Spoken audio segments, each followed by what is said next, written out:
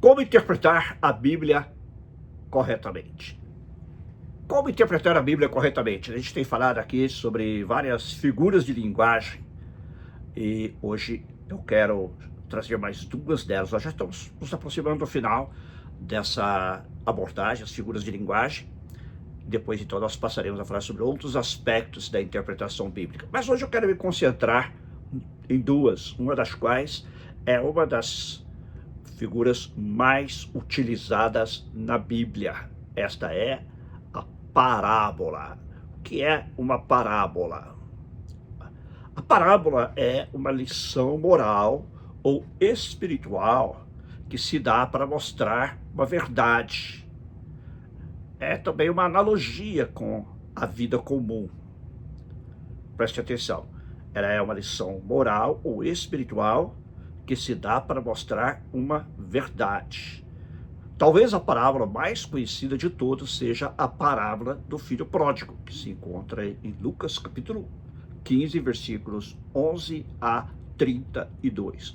A palavra parábola em si significa comparação. E por isso, então, nós podemos dizer que a parábola é uma comparação de um fato da vida cotidiana, de um fato da vida diária, com um ensino espiritual.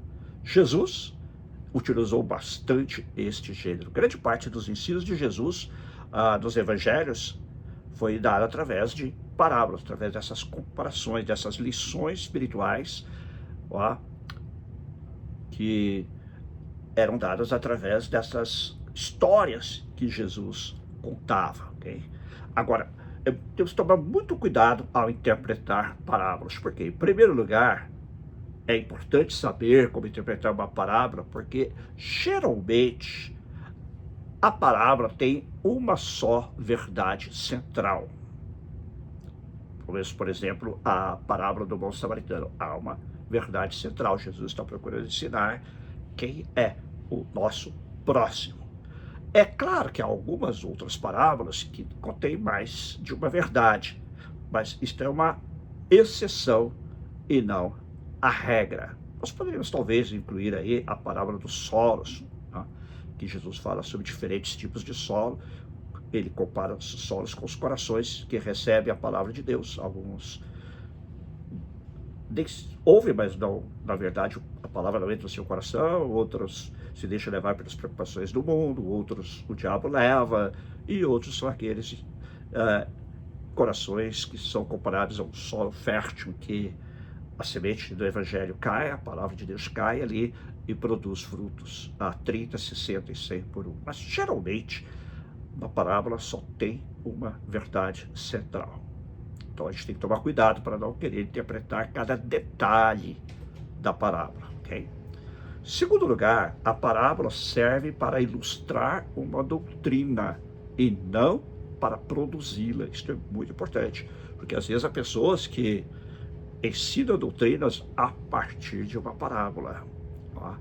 E as parábolas, como eu disse, elas são lições. Elas são histórias contadas para ensinar-nos, através de uma ilustração da vida cotidiana, como é a realidade espiritual, como são as coisas do reino de Deus. Então nós temos que tomar muito cuidado com isso também, de não extrairmos lições doutrinárias, né, de uma parábola, produzir lições até podemos extrair, mas não produzir doutrinas a partir de uma parábola, que elas são usadas para ilustrar e não para produzir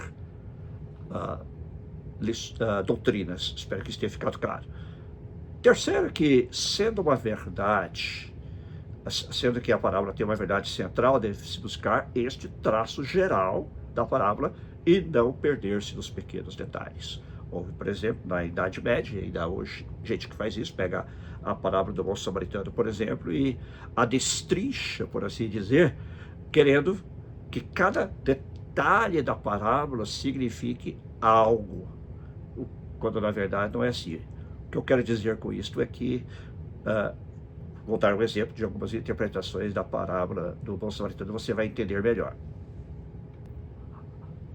Nesta parábola, Jesus diz que um homem descia de Jerusalém para Jericó. Então, aí já começam as interpretações em que se busca interpretar cada pequeno detalhe. Então diz, este homem é o pecador. Jerusalém representa Deus, a Jerusalém celestial, a comunhão com Deus. Jericó, a cidade do pecado, cidade que foi amaldiçoada no Antigo Testamento. Então aqui vemos o homem, ser humano, se afastando de Deus e se aprofundando no pecado. Em segundo lugar, diz que ele foi assaltado por ladrões e deixado semi-morto. Esses ladrões seriam diabos, demônios, né, que atacam o ser humano, que o despojam da sua vida espiritual, o roubo, espiritualmente falando. Aí vem um bom samaritano que desce do seu... Antes dele vem um sacerdote, vem um levita, é a religião que não pode fazer nada pelo ser humano. E aí vem o bom samaritano que desce da sua montaria e ajuda aquele homem, coloca sobre a montaria, o leva para a hospedaria. Então este bom samaritano é Jesus, que desceu dos céus. E aí ele diz também que ele pensou, curou as feridas, né, tratou das feridas com óleo e vinho. Óleo e vinho são símbolos do Espírito Santo e da alegria que o Espírito Santo traz. E depois o samaritano levou aquele homem e colocou numa hospedaria. E disse ao hospedeiro que cuidasse dele, depois de 2 dias ele voltaria.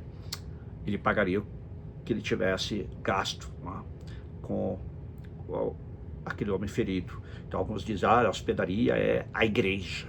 Então Jesus leva você para a igreja. E o hospedeiro é o Espírito Santo, que cuida de nós até Jesus voltar. E nesta parábola, diz que ele até deu 2 dinheiros, 2 denários, que representa 2 dias de trabalho. Então alguns pensavam, né, agora já não mais, que Jesus estava se referindo à volta dele, que ele iria voltar em 2 dias, ou seja, 2000 anos. Então veja aí que se buscam detalhes da palavra que na verdade não estão nela. Isso é alvo de um tipo de interpretação alegórica. Já falamos aqui no começo do nosso curso Como Interpretar a Bíblia Corretamente sobre a interpretação alegórica, que é muito perigosa, porque nós podemos ver coisas que não estão no texto bíblico. Como eu disse, a Bíblia contém sim alegorias, mas nós não podemos interpretar a Bíblia toda alegoricamente, porque corremos um risco muito grande de desvirtuar o ensino bíblico. Outra figura de linguagem sobre a qual quero me deter hoje é provérbio. O que é provérbio? É uma frase que existe, uma afirmação extraordinária ou paradoxal de uma verdade. É o que nós chamaríamos hoje de uma máxima, né? Nós também usamos os chamados provérbios ou ditos populares, né?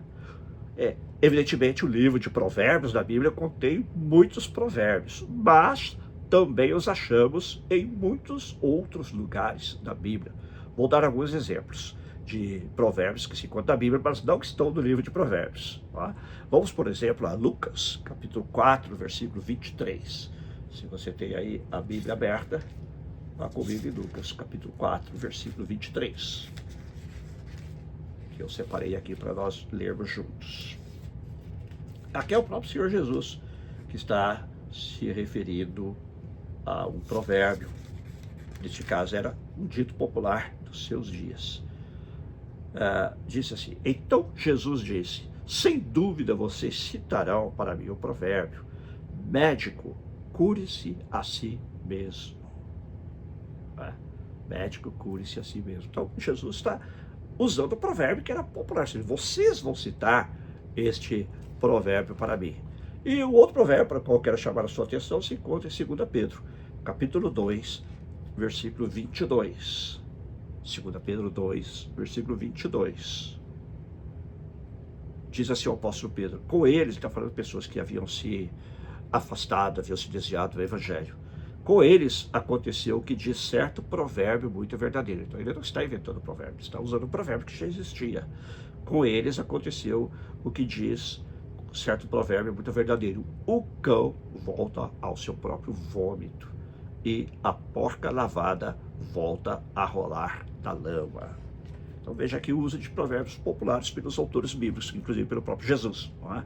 Então a gente tem que ver que também provérbios, a gente não pode necessariamente formular doutrinas a partir deles, também são ilustrações, porque são ditos da sabedoria popular, que são ditos usados no dia a dia, e há provérbios, claro, como os do livro de Salomão, que são observações da vida cotidiana. Salomão foi inspirado a registrar do livro de provérbios. Espero que você tenha sido abençoado e você tenha crescido no conhecimento da palavra de Deus através de mais uma aula de como interpretar a Bíblia corretamente. Deus te abençoe.